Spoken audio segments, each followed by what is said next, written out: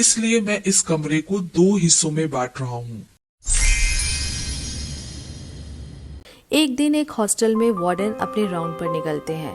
वो जब हॉस्टल के एक कमरे में दाखिल हुए तो उन्होंने देखा 2 बच्चे अपनी पढ़ाई में बिल्कुल मग्न हैं। कमरे का माहौल काफी शांत था, लेकिन वार्डन साहब को वहाँ की ऊर्जा कुछ खास नहीं लगी।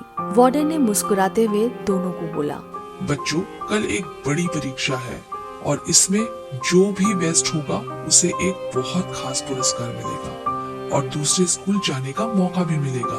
बच्चे वार्डन की बात को सुनकर काफी उत्साहित हो जाते हैं, लेकिन फिर वार्डन अचानक बोलते हैं, ध्यान रहे, मैं नहीं चाहता तुम दोनों एक दूसरे के काम में दखल दो, इसलिए मैं इस कमरे को 2 हिस्सों में बांट रहा हूँ।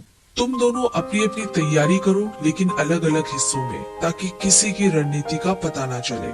बच्चे थोड़े हैरान होते हैं, लेकिन फिर समझदारी से वार्डन की बात को मान लेते हैं। दोनों बच्चे तैयारी शुरू कर देते हैं। रोहन बोलता है, मैं तो सीधा ही पढ़ाई में जुट जाता हूँ। मैं जितना ज्यादा पढ़ूंगा उतनी ही ज्यादा सफलता मिलेगी। रोहन अपनी सारी किताबें निकालकर पढ़ाई में डूब जाता है। यहाँ दूसरी ओर मोहित कुछ और ही विचारों में है। वो कहता है, पहले मैं अपने इस एरिया को साफ कर लेता हूँ, बहुत फैला हुआ है। रोहन मुस्कुराते हुए बोलता है, देखो कितना समय बर्बाद कर रहा है, ये कमरा साफ करने में घंटों बर्बाद कर देगा। और यहाँ दूसरी तरफ मोहित अपने हिस्से को अच्छे से ऑर्गेनाइज करता है और शांत मन से पढ़ाई करने बैठ जाता है।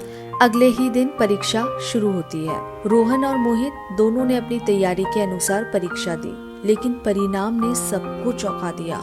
जिसने ज्यादा पढ़ाई की वो परीक्षा में पीछे रह गया, यानी कि रोहन। जबकि मोहित, जिसने साफ सफाई करने में काफी समय बर्बाद किया था, वो ही विजेता रहा। नतीजे को देखकर वार्डन को कोई हैरानी नहीं होती और वो दोनों को बोलते हैं, हमारा मन भी ऐसा ही होता है। जब तक हम अपने दिमाग से बेकार के विचारों को साफ नहीं करते, तब तक अच्छे विचार और क्रिएटिविटी हमारे अंदर नहीं आ पाती।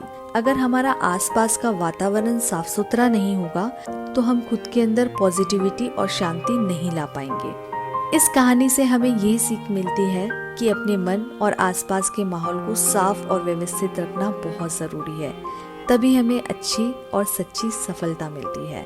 क्योंकि एक बात हमेशा याद रखें, मन को शुद्ध रखना तभी संभव है जब हम अपने मन और मन के बाहर के वातावरण को साफ सुथरा रखेंगे। मैं आशा करती हूँ आपको ये कहानी पसंद आई होगी। चैनल को सब्सक्राइब जरूर करें ऐसी और कहानियों के लिए। नमस्कार।